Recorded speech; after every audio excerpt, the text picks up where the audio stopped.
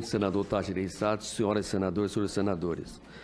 Esse trabalho é parte das deliberações da nossa comissão por unanimidade, que teve sua avaliação do Sistema Tributário Nacional já aprovado e teve como relator o senador aqui do nosso Espírito Santo, Ricardo Ferraço.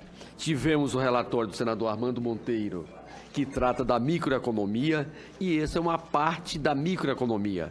Portanto, o relatório de avaliação da política pública simples nacional, regime especial unificado de arrecadação de tributos e contribuições devidos pelas microempresas e empresas de pequeno porte, em atendimento ao que dispõe a resolução do Senado Federal, número 44, de 2013, e o requerimento 16 desta comissão.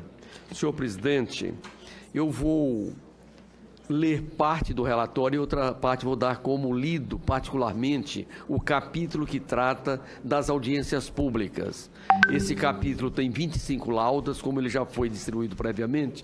Eu vou pedir aos nossos pares que esta parte a gente não faça a leitura, até porque tem um conjunto de projetos de lei muito importantes na pauta para nós deliberarmos hoje.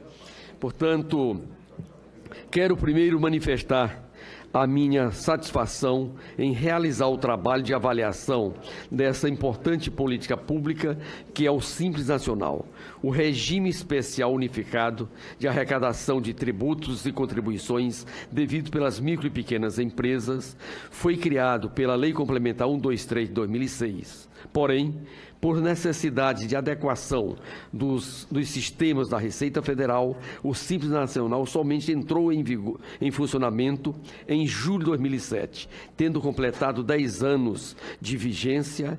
Para quem acompanhou todas as discussões no Legislativo e no Executivo, com vistas à aprovação desta lei, observou sua entrada em operação e depois articulou os 7 aperfeiçoamentos. Relatar esta matéria da CAI gerou a oportunidade de fazer encontro do passado com o futuro. O Simples Nacional é um instrumento importante de fortalecimento das micro e pequenas empresas. Além disso, é uma poderosa estratégia para o desenvolvimento local, expansão das cadeias produtivas e valorização do mercado interno, cujas consequências são visíveis para a geração de emprego e renda. Nesse estudo, verificamos que a decisão de simplificar a arrecadação para o contribuinte e a redução da carga tributária na proporção do financiamento foram fundamentais para o êxito do sistema, mas não apenas isso. Fazer parte do Simples Nacional abre diversas possibilidades permitidas pelo Estatuto Nacional da Micro e da Pequena Empresa. São exemplos de oportunidades o acesso às compras governamentais, ao crédito e à inovação, a possibilidade de realização de consórcios para a compra e venda de bens e serviços é outra motivação para o crescimento a custos compartilhados. Na contramão da burocracia, o Simples Especial simplificou procedimentos, encurtou prazos, removeu obstáculos, abriu avenidas. Com isso, incentivou a criação de empregos formais de norte a sul, de leste a oeste do Brasil.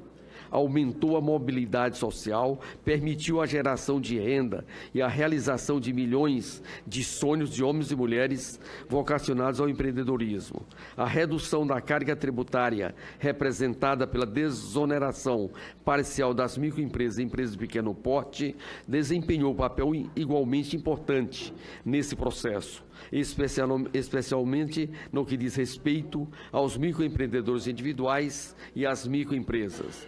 A progressividade tributária, presente desde o início do Simples e aperfeiçoada recentemente pela Lei Complementar 155 de 2016, garante que os empreendimentos nascentes sejam tributados na medida da sua capacidade de contribuição e lhes permite sobreviver e crescer. Não é surpresa ver confirmado pelas estatísticas disponíveis um fato que já era conhecido na prática. As empresas optantes pelo Simples têm expectativa de sobrevida superior às da não optantes, criam mais empregos e tendem a prosperar mais. Além disso, a adesão ao Simples representa incentivo à realização de novas ideias e, portanto, de novas formas de atender o público, de produzir e de criar valor para a sociedade. Em uma palavra, representa incentivos à inovação. Ao mesmo tempo, o Simples tem combatido com eficácia a informalidade que deixava à margem do sistema de proteção social milhões de trabalhadores sem carteira assinada. Hoje, o microempreendedor individual pode aderir à Previdência Social mediante o pagamento de uma contribuição compatível com sua realidade financeira, que outro fato poderia simbolizar melhor o caráter inclusive do Simples Nacional. Nesses 10 anos, reduzimos prazos exigidos para criar e para dar baixa em empresas, universalizamos a abrangência do Simples, proibimos a aplicação de multas na primeira visita do fiscal e proibimos a cobrança indevida de boletos por instituições financeiras oficiais. Em suma, desobstruímos o caminho do empreendedor. A flexibilização criada pelo Simples Nacional é, inegavelmente, fonte de criação de empregos e de formas mais modernas de interação econômica fundamentais na conjuntura internacional atual. As transformações econômicas e estruturais que vivemos hoje, decorrentes em grande parte da emergência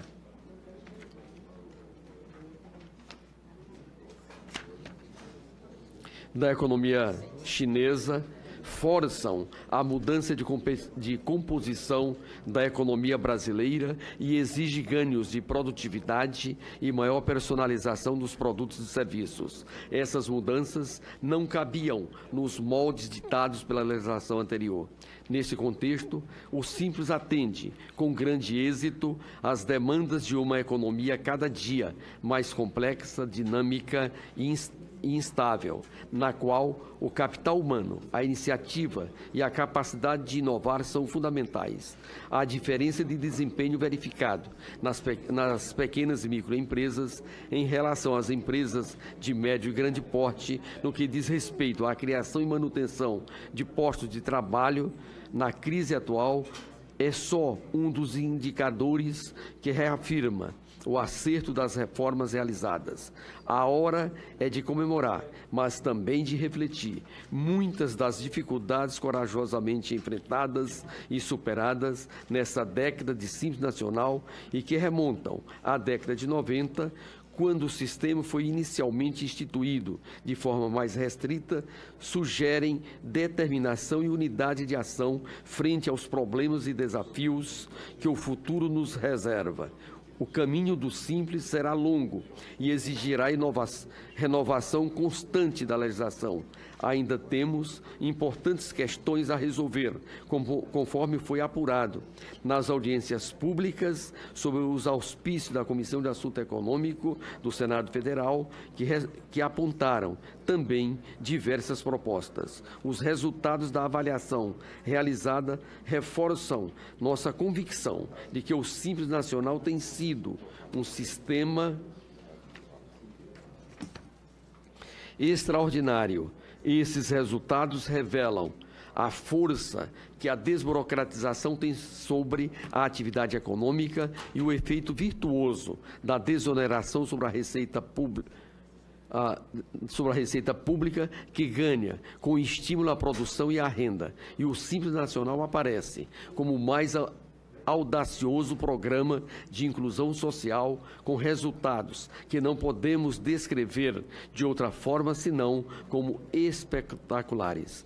quero aqui registrar o importante papel desempenhado pela Frente Parlamentar Mista da Micro e Pequenas Empresas, uma associação suprapartidária que reúne parlamentares da Câmara dos Deputados do Senado Federal em prol do fortalecimento do setor por meio da construção, articulação e aprovação de medidas legislativas, e também ressaltar o papel do SEBRAE, Serviço Brasileiro de Apoio à Micro e à Pequena Empresa, nessa caminhada histórica, sempre apresentando estudos e soluções para as demandas necessárias ao desenvolvimento do empreendedorismo no Brasil.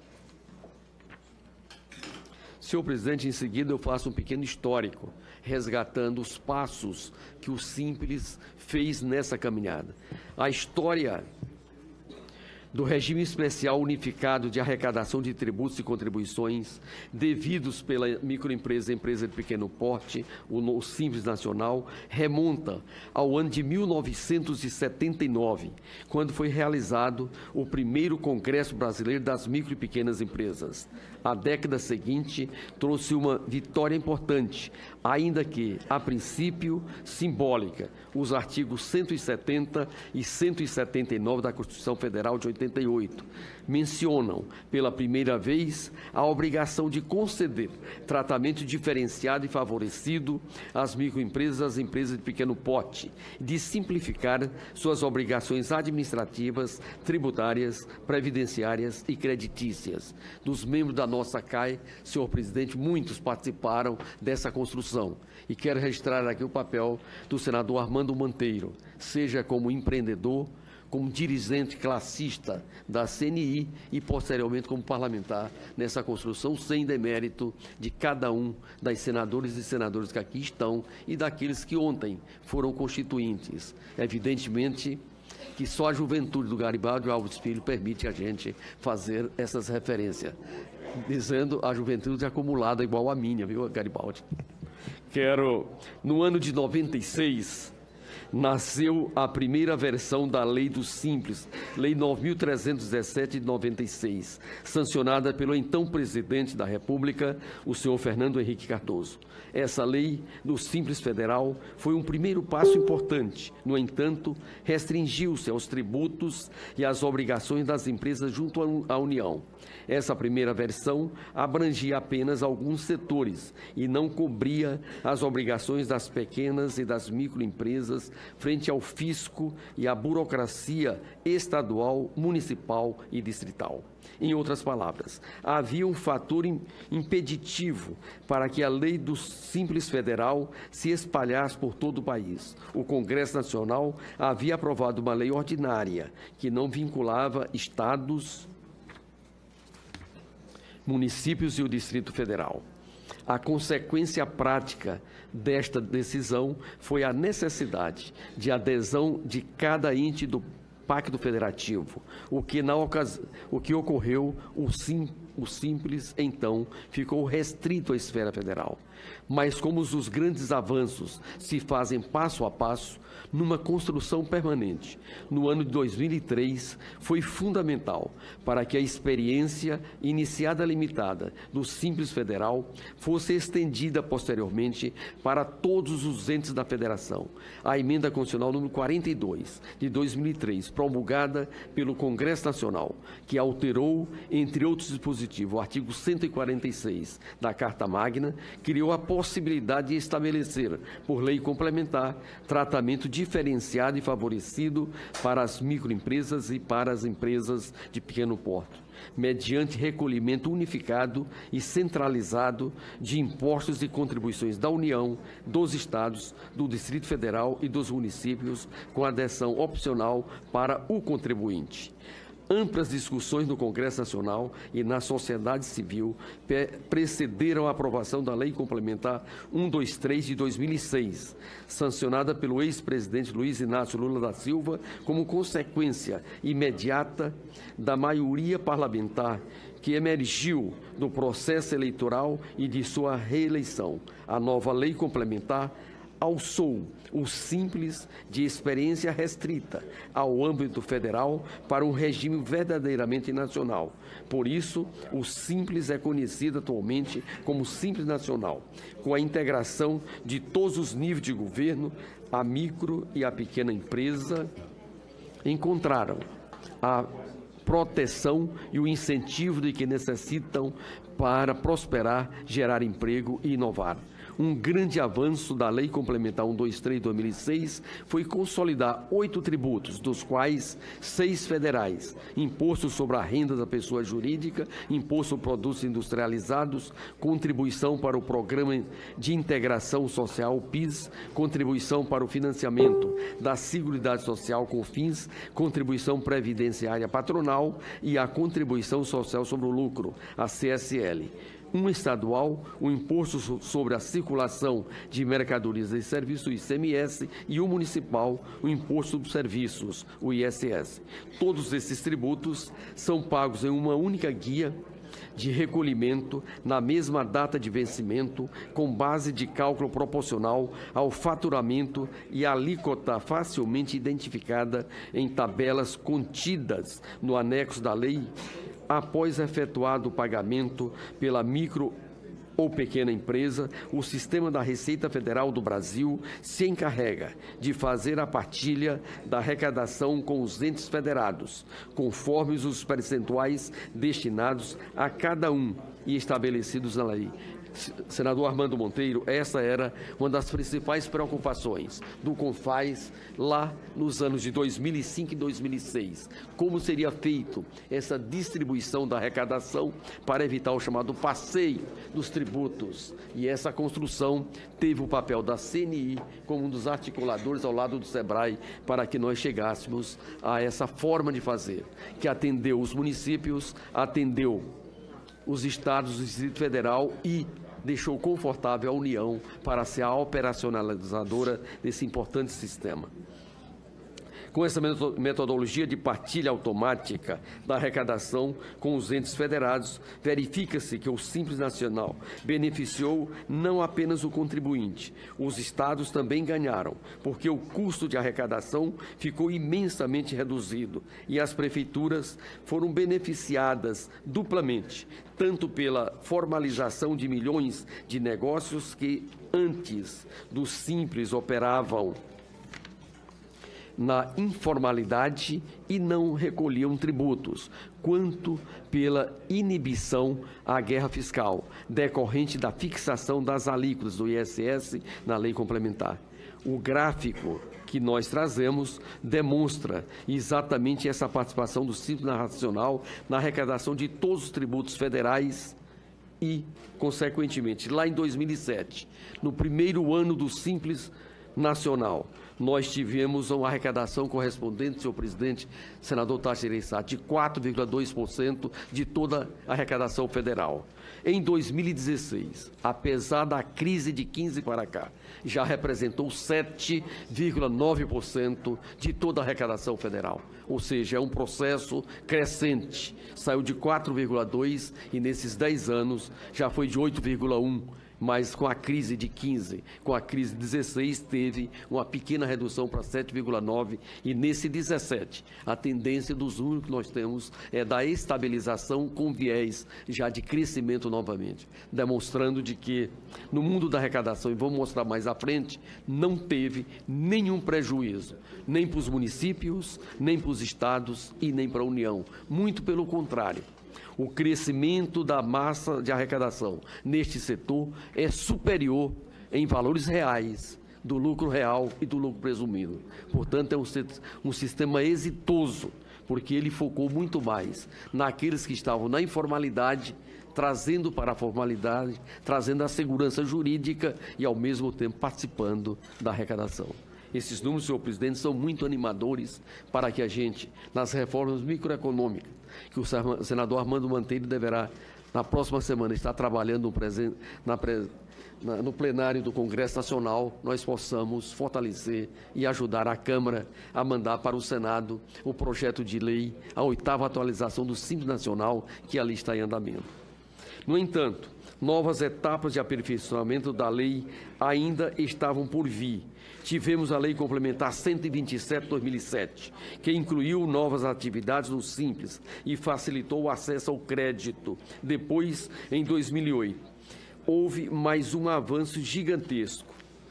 O presidente Luiz Inácio Lula da Silva sancionou a Lei Complementar 128, criando o microempreendedor individual MEI, que integrou os pequenos empreendimentos com faturamento de até R$60 mil por ano. O recolhimento dos tributos do microempreendedor individual é ainda mais simples em relação à microempresa e empresa de pequeno porte. O microempreendedor individual paga 0 de imposto para o governo federal. A contribuição para a Previdência Social caiu de 20% para 5% do salário mínimo e ele passa a ter direito à aposentadoria por idade, 60 anos para a mulher, 65 anos para o homem, com o benefício de um salário mínimo. E recebe também auxílio-doença, salário maternidade. E a família também fica protegida com a pensão por morte quando Deus leva o provedor da família. Ao integrar o sistema e manter os recolhimentos em dia, o MEI tem a certeza da regularidade perante a lei e o fisco. O desafio que está posto para nós, vamos mostrar à frente, é a saída do MEI para a micro e a pequena empresa, que tem algumas travas que nós precisamos, senhor presidente, senador Tarcísio Seata, ajudar nessa solução. Este MEI, que lá em 2006 era 0, em 2008 é criado, e nós saímos de 0 em 2008 para 7.608.000 MEI em outubro de 2017. Portanto, em pouco mais de 10 anos, são 7.608.000 empreendedores individuais que saem da informalidade, vêm para a formalidade, têm acesso ao crédito, passa a exigir de quem vende para eles, o seu fornecedor, o recolhimento dos impostos, seja municipais, seja estadual, seja federal, e ao mesmo tempo a certeza de que ele vai crescer saindo da informalidade. Esses números são muito fortes para um período em que foi conjugado com uma crise crescente da economia internacional, com impacto no Brasil. A primeira grande crise em 2008 e o seu aprofundamento com as crises das commodities a partir de 2013, e que estamos, felizmente, saindo desse processo gravíssimo de 2013 com a crise das commodities. Em 2009, veio a Lei Complementar 133, que estendeu o sistema para diversas atividades, dentre elas as produções artísticas, culturais, audiovisuais e cinematográficas, a chamada economia criativa. Na sequência de aprimoramento da lei, o Congresso aprovou a Lei Complementar 139 de 2011, sancionada pela então Presidenta da República, Dilma Rousseff, que ajustou os limites de enquadramento, permitindo que o número maior de empresas fosse beneficiado pelo sistema diferenciado de tributação.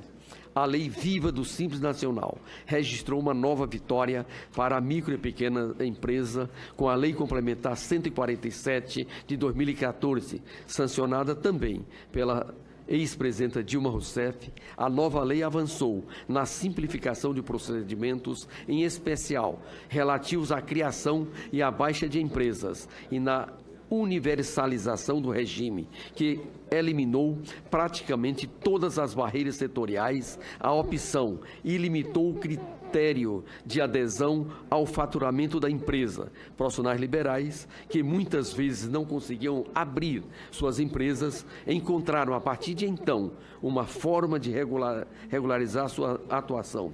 No que toca ao regime de novas empresas, ficou no passado a demora de 150 dias ou mais. Com a Lei Complementar 147 de 2014, foi instituído um cadastro nacional único, que reduziu o procedimento a menos de uma semana. E nós tivemos, senhor presidente, uma experiência muito positiva aqui no Distrito Federal, com um projeto piloto. em que eles estão trazendo para 4 dias úteis a formalização da empresa, a regularização da empresa naquelas localidades em que a área de ocupação e que não tem a escritura da propriedade, com apoio do SEBRAE, com a construção do Tribunal de Contas da União, nas compras governamentais, uma experiência fantástica, que na semana passada, no 8º Fomenta, promovido pelo SEBRAE, o secretário deste setor aqui do Distrito Federal fez uma exposição para todo o Brasil e que a gente espera que aquelas inovações, senador Armando Monteiro, feitas aqui em Brasília, a gente possa universalizar nos 5.570 municípios do Brasil. No caso da Baixa, em geral, o empresário não gasta mais do que 1 hora para completar o procedimento. Portanto, nós transferimos as obrigações tributárias da pessoa jurídica para o controlador e, com isso, a empresa dá baixa e evita aquele conjunto de certidões, de declarações e de multas acessórias em que inviabilizava todo e qualquer negócio após a sua paralisação. A mesma lei protegeu as empresas do Simples de cobranças indevidas de boletos que lhe eram enviados como se os pagamentos fossem obrigatórios e proibiu que a fiscalização multasse a empresa na primeira visita. Aqui eram 2 problemas gravíssimos. Nós tínhamos um conjunto de espertos que emitiam boletos, faziam um convênio com os bancos públicos, esse boleto chegava ao empreendedor individual, às pessoas do Simples, e ingenuamente eles pagavam achando que era obrigatório. E da mesma forma, você tinha, quando o fiscal da Fazenda, seja municipal, estadual ou federal, visitava a empresa do Simples Nacional, era para multar, e muitas vezes era falta de conhecimento. E nós proibimos a remessa dos boletos pelos bancos públicos e também a primeira visita, por sugestão inclusive do senador Armando Monteiro, nos debates que nós fazíamos, se transformou numa visita. A multa só pode ocorrer na segunda visita e isso diminuiu muito os custos que antes, senador Tasso, era presente neste setor.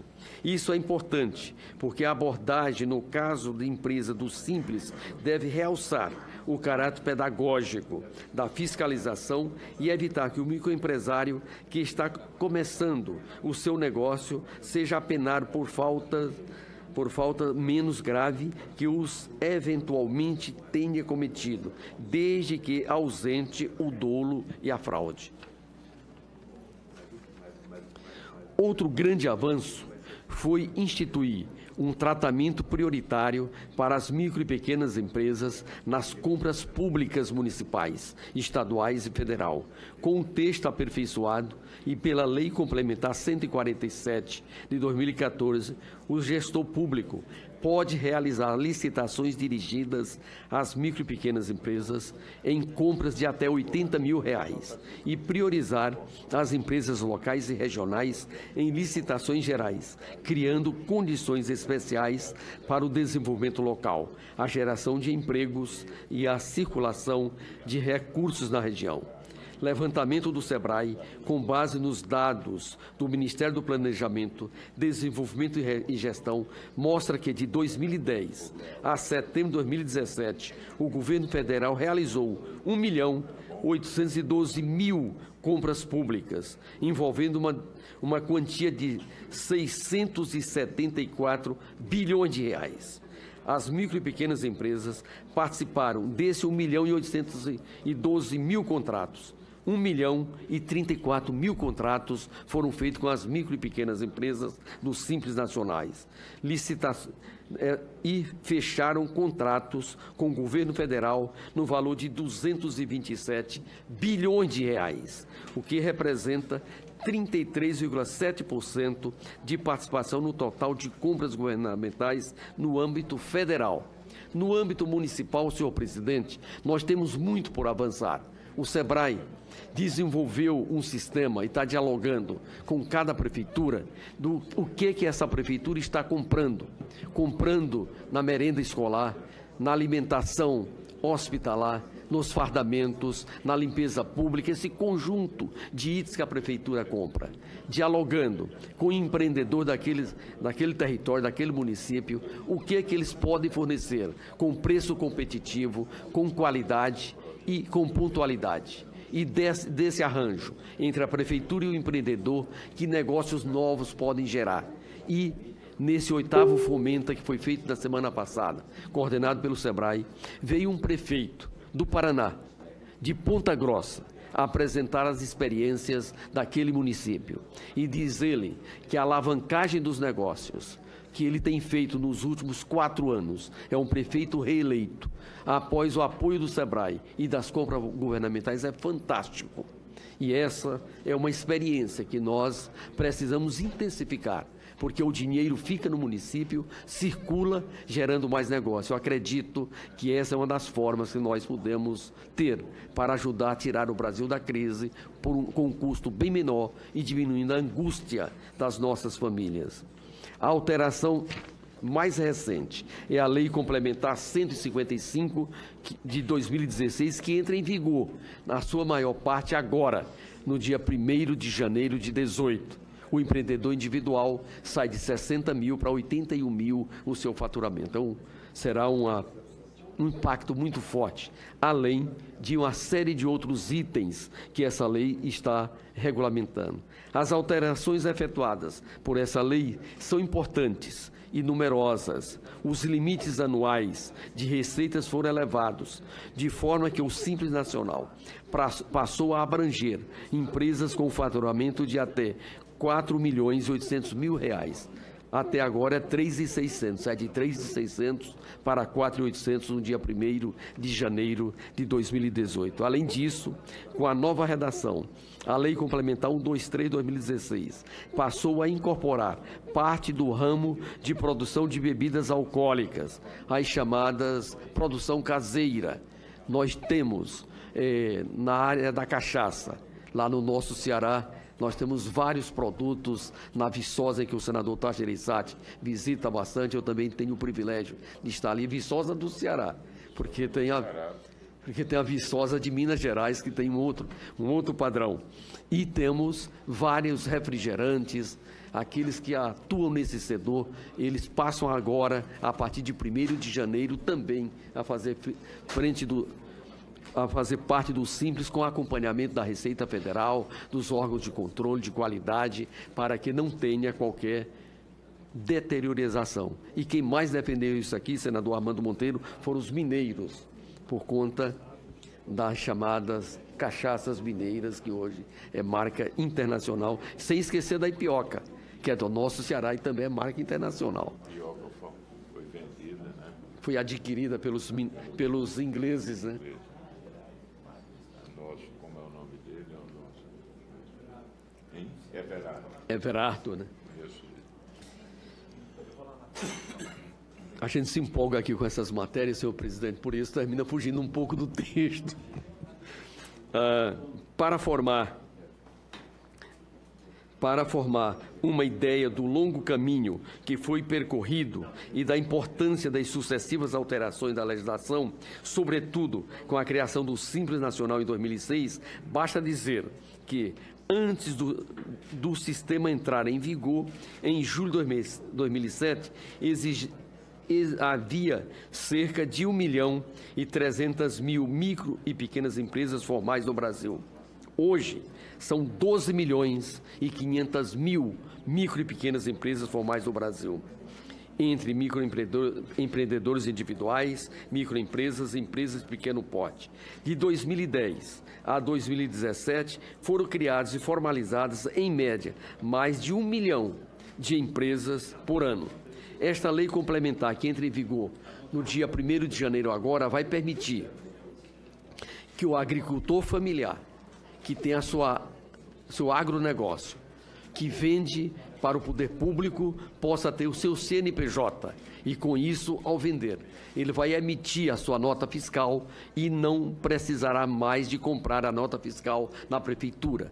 Essa forma de venda para o poder público, quando ele não tinha o seu CNPJ, era preciso que a prefeitura fornecesse essa nota fiscal. E muitas vezes o Ministério Público questionava se essa nota fiscal era válida ou não.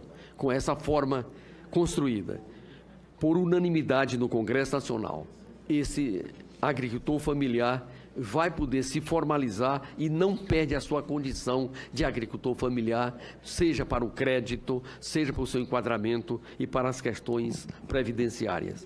Portanto, hoje nós temos 12.546.000 micro e pequenas empresas e empreendedores individuais formalizados no Brasil. Desse montante, 7.600.000 são empreendedores individuais e 4.938.000 são micro e pequenas empresas, dados de outubro de 2017. Mais do que isso, o Simples detém atualmente mais da metade dos empregos do Brasil. São 54% de todos os empregados formalizados no Brasil estão aqui. E 52%, senador Armando Monteiro, dessa massa salarial estão nas empresas do Simples. Portanto, mais da metade da massa salarial no Brasil estão com as empresas do Simples. No entanto, eles têm apenas 27% do produto interno bruto. Eles têm uma margem muito grande para crescer. E é esse o desafio que está posto para o Congresso Nacional, para o Senado Federal e para aqueles que acreditam de que a microeconomia, que essa Comissão de Assuntos Econômicos também produziu, através do relator Armando Monteiro, um excelente trabalho, pode contribuir com a nossa economia, e é esse o desafio que está posto para nós. Estudos do SEBRAE sobre a evolução da arrecadação do Simples Nacional mostram o crescimento de 280% na arrecadação dos municípios a mais, tendo como base 100 lá em 2007.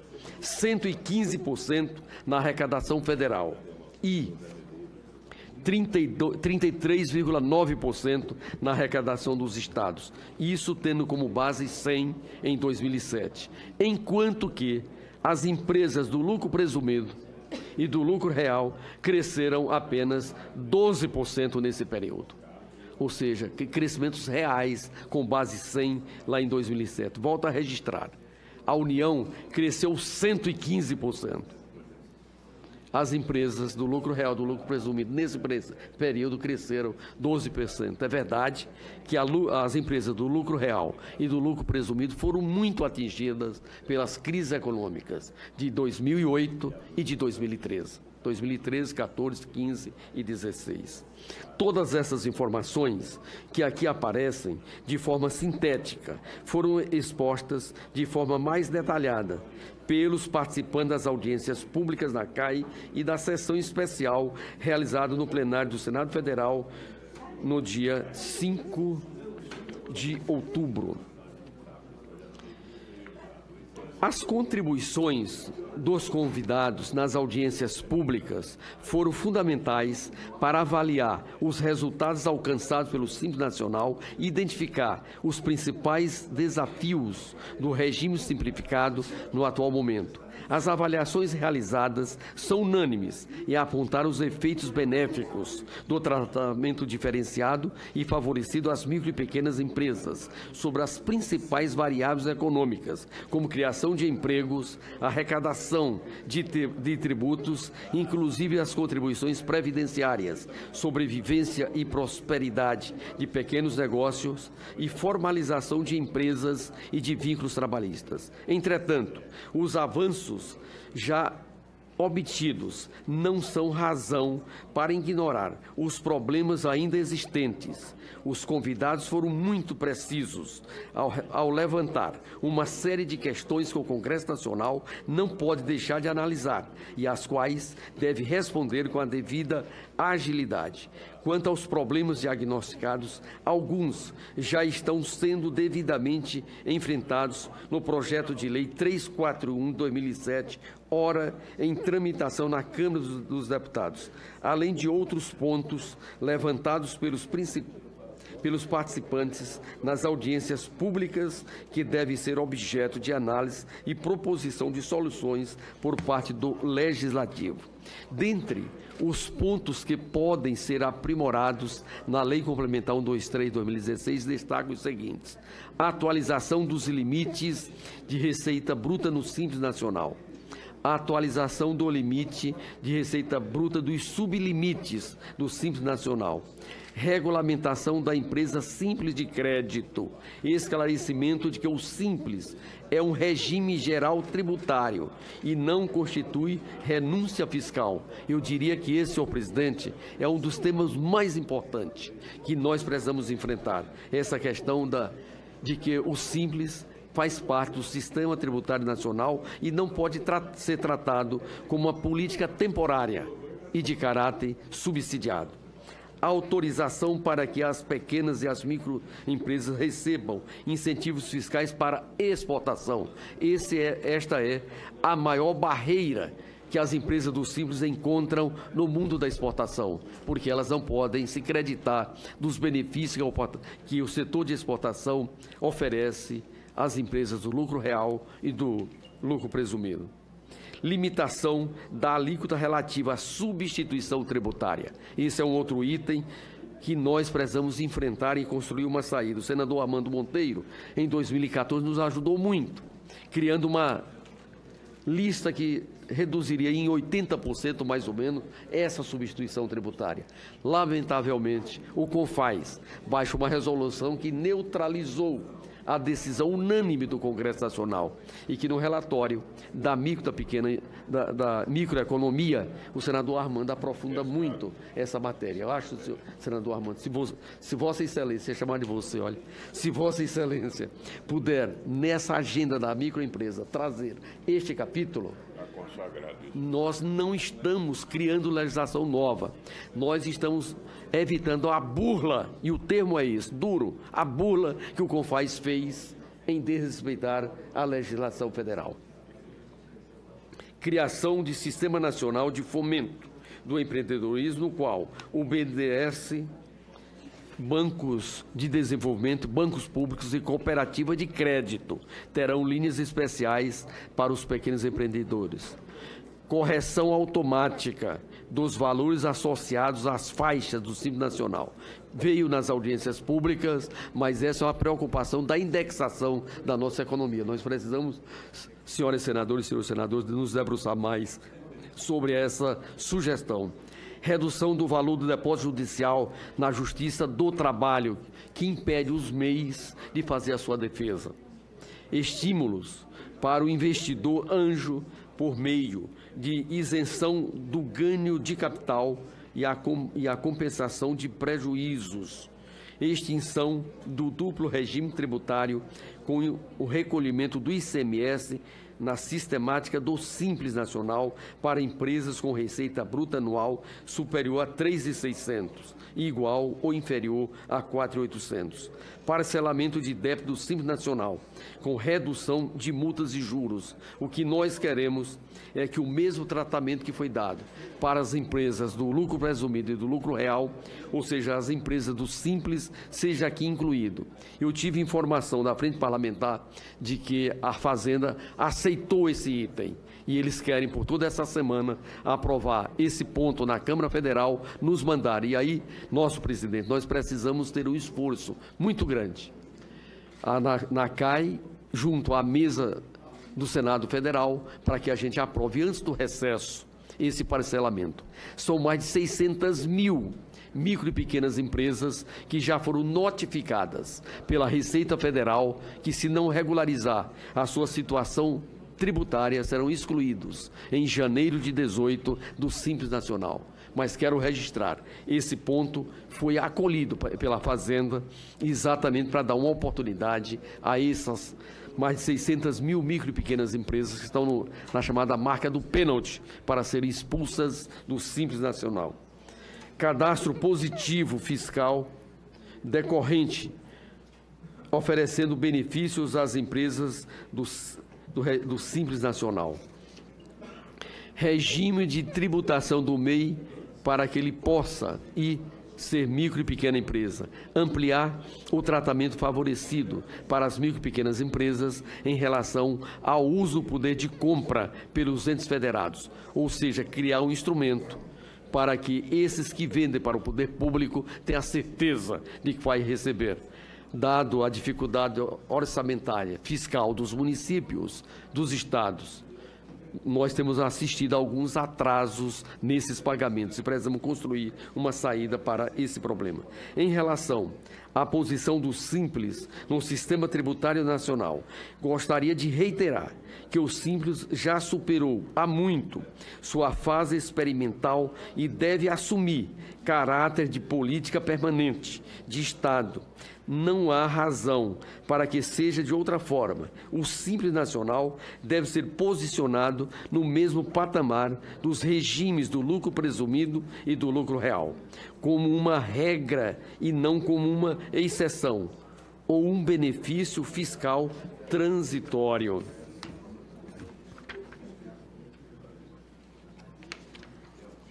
Coerentemente com a classificação do Simples Nacional no regime geral tributário, o projeto de lei 341 trata dessa matéria.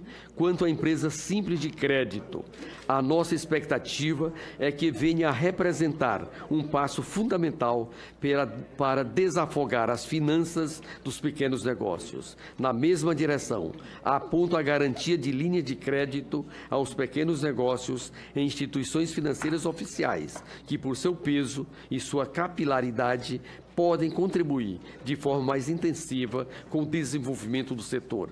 Entendemos a solução apresentada pelo projeto de lei, criando a empresa simples de crédito como forte instrumento para nos ajudar nessa política de crédito. A saída do Simples implica uma elevação brusca e expressiva tanto da carga tributária quanto das exigências burocráticas. Chegou o momento de discutir um regime de transição para as empresas com faturamento acima de 4.800.000 anuais. A proposta da CNI pode servir como ponto de partida, mas nada impede o estudo de outras formas de transição suave. Essa proposição a CNI apresentou nas audiências públicas. Quanto à faculdade de criação de sublimites estaduais, reconhecemos que foi um ponto importante para garantir a aprovação da Lei Complementar 155 de 2016, mas, na prática, a criação de sublimites não tem sido uma experiência positiva, tanto pela complexidade que os sublimites introduzem na operação das empresas, cujos faturamentos anuais os ultrapassam, quanto em termos de isonomia para fins de concorrência com empresas de outras unidades da Federação. São justamente as empresas localizadas em estados de menor dinamismo econômico as que mais sofrem com esse mecanismo. Esse fato tende a dificultar o desenvolvimento local. O efeito é, portanto, inverso ao desejado. Do ponto de vista da arrecadação, a medida não se justifica. Quanto à questão do acesso ao crédito e do custo de capital, uma das dificuldades é a apresentação de garantias por tomadores, tema que merece ser estudado com a máxima de cuidado, de forma a prever um leque de opções factíveis aos pequenos empreendedores e aceitáveis pelos potenciais financiadores. As sociedades garantidoras e os fundos garantidores são opções razoáveis, mas é necessário investir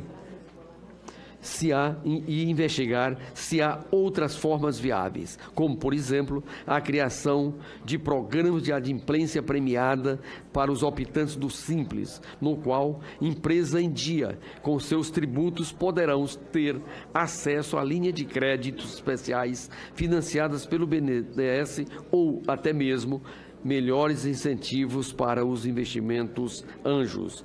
Para garantir o acesso ao crédito aos pequenos negócios, é essencial o envolvimento dos bancos públicos. Também é imperativo que se promova simplificação na legislação que permita menores taxas de juros e condições mais favoráveis para que esses pequenos empreendedores tenham acesso efetivo a linhas próprias que permitam a tomada de crédito orientado e produtivo.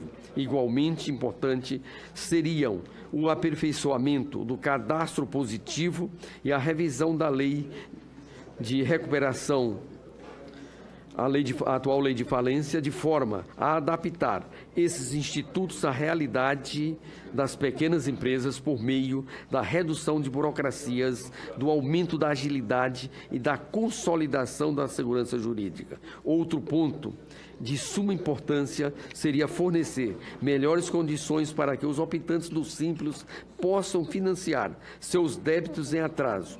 Esse item foi acolhido pelo Ministério da Fazenda e, dependendo da Câmara Federal, eles querem votar nesta semana essa matéria para dar tempo ao Senado Federal minimamente se debruçar sobre isso. Senhor presidente, vou dar como lido o resultado das audiências públicas e vou para as conclusões.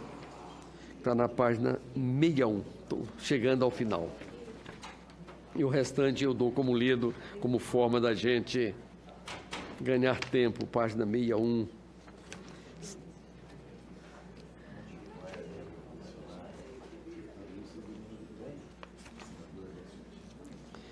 Conclusão, senhor presidente.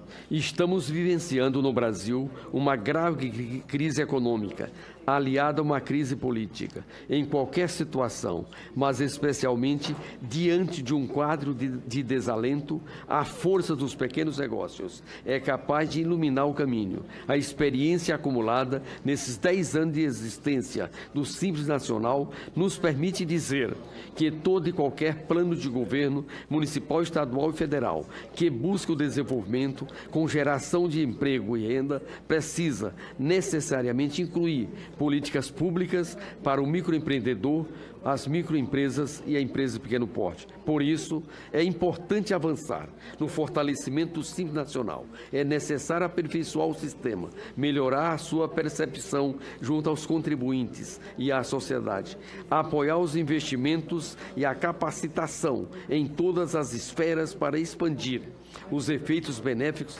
dessa política. O governo federal, por meio da Receita Federal do Brasil, precisa compreender melhor os efeitos dessa política, a sua importância para a sociedade brasileira e para a nossa economia. E os gestores públicos, especialmente os prefeitos e governadores, devem discutir o assunto com suas equipes, instituir ações e programas dirigidos a este público. É inegável a contribuição do Simples Nacional para o empreendedorismo.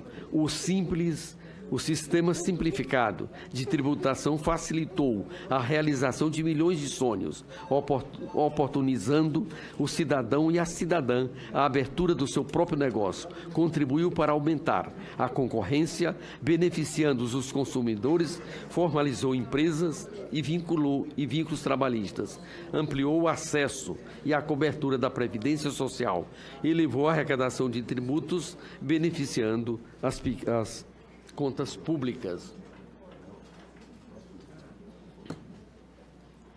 Foram 11 milhões de empregos a mais gerados pelo Simples Nacional nesses 10 anos, evitando que a crise que vivenciamos desde 2015 assumisse gravidade maior. Apesar do imenso rol de conquista, a Lei Complementar 123 de 2016 é uma lei viva que demanda atualização constantes e o Congresso Nacional deve corresponder às demandas da sociedade brasileira, aperfeiçoando a legislação para que resulte em prosperidade para todos e todas, pois o valor da democracia se consolida numa sociedade verdadeiramente aberta, com oportunidade para todos, e o Simples Nacional se converteu na maior máquina de criação de oportunidades econômicas para todos em todo o território nacional. A bandeira do apoio às pequenas e microempresas não é bandeira de um grupo, de um setor, de um partido ou de uma região. Pelo contrário, ela é uma bandeira que une parlamentares, que empreendedores, trabalhadores e governo. É uma bandeira que é e deve continuar sendo do Brasil, hoje e sempre. Não é à toa que a bancada da Frente Parlamentar Mista da Micro e da Pequena Empresa é a maior bancada do Congresso Nacional. O Simples Nacional é fruto de uma conjugação de forças e propósitos, em que todos ganham, os contribuintes, os consumidores, a sociedade, o Brasil e os agentes públicos, determinados a mudar a realidade de suas regiões e de seus municípios. Este é o relatório, senhor presidente, que submetemos à apreciação dos nossos pares. Muito obrigado pela paciência e aí pela quantidade de informação que aqui existe. Senhor presidente, eu gostaria de... Com a palavra o senador Armando Monteiro para discutir. Senhor presidente, eu queria me congratular com o senador Pimentel, que fez aqui um alentado relatório, mas não poderia deixar de ser, tendo em vista essa trajetória muito densa do simples, do regime simples. Senhor presidente, eu sempre tive um entendimento de que o ideal é que o Brasil tivesse um ambiente tributário que permitisse que todos os empreendedores, independentemente de tamanho, pudessem operar nas melhores condições possíveis.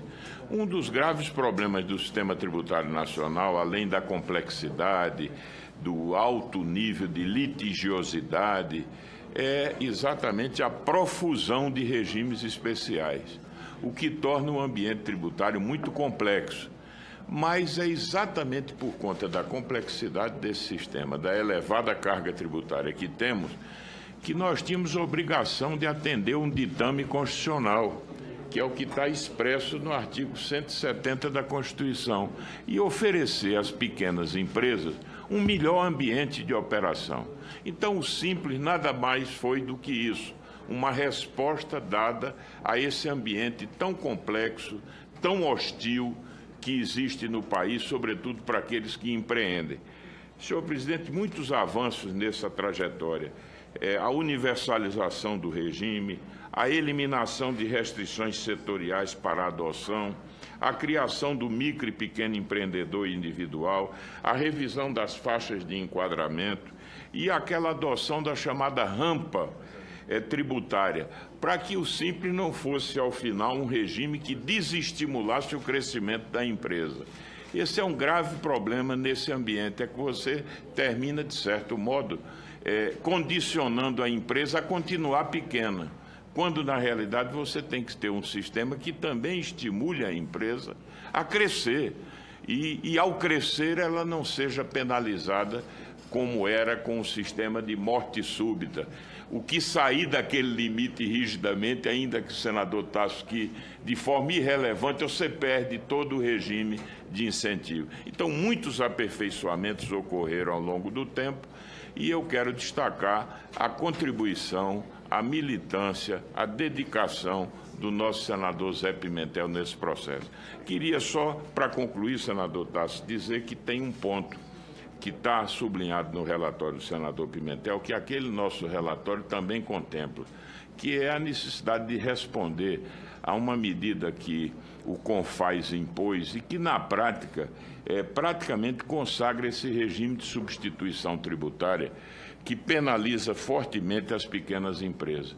Nós trabalhamos aqui há algum tempo num relatório que pretendia praticamente excluir as pequenas empresas desse regime de substituição tributária. E o que é que fez o CONFAS? Estabeleceu um critério de escala industrial relevante. Veja como a burocracia quase sempre se vinga dos legisladores. E sabe qual é essa escala industrial relevante? R$180 mil por ano. Então, o que é que acontece? Todo mundo ficou submetido ao regime da substituição. Então, é necessário agora resgatar, senador Pimentel, seja através de um novo projeto, exatamente restabelecer o conceito que era o de não penalizar as pequenas empresas. Porque, senador Tasso, a substituição tributária impõe à pequena empresa a necessidade de antecipar o recolhimento dos tributos. Então, quem já não tem capital de giro tem que pagar o imposto muito antes do ciclo de venda da empresa e, consequentemente, do giro financeiro se completar. Além disso, a administração fazendária fixa margens, e margens que são artificiais para poder definir o processo de tributação. Então, senador Pimentel, eu quero dizer que o relatório de Vossa Excelência, ele enriquece, em grande medida, e se incorpora a essa agenda microeconômica, e eu tenho certeza que vamos poder avançar. Parabéns a Vossa Excelência.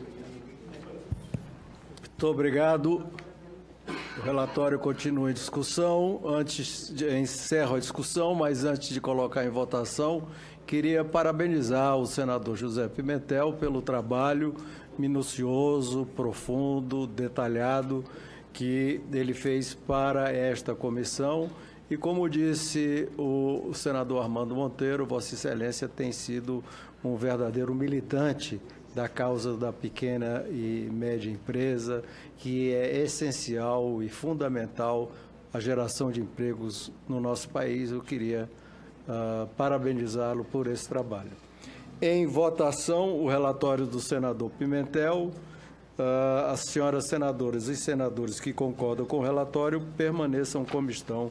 Aprovado o relatório, a matéria será encaminhada à mesa para as providências cabíveis. Acho que a gente pode ir para esse item, essa mensagem aqui, senador. Esse já foi lido, do Eduardo Braga já foi lido? Todos eles já foram lidos. Todos os terminativos já foram lidos. Aí o item 6, só se eu passar a DOC, senador Agrippino. Na semana passada ele estava aqui também na pauta.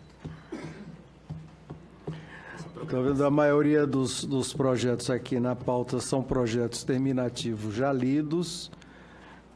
O próximo não terminativo é da Presidência da República, de autoria do senador José Agrippino, tendo como relator o senador José Agrippino, item número 6. Senador Armando Monteiro se disporia a ler como relator ad hoc ao item número 6, para que a gente possa dar vazão a esses projetos que estão aqui. Item número 6, de autoria da Presidência da República. Eu abri aqui, mas não estou.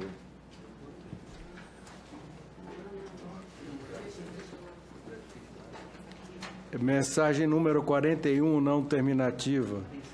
Encaminha nos termos do artigo 6º da Lei número 9.069, de 29 de junho de 95, a programação monetária para o terceiro trimestre de 2017. Não vou fazer isso. Senhor presidente, como já foi dito, a mensagem número 41 da Presidência da República encaminha nos termos do artigo 6º a programação monetária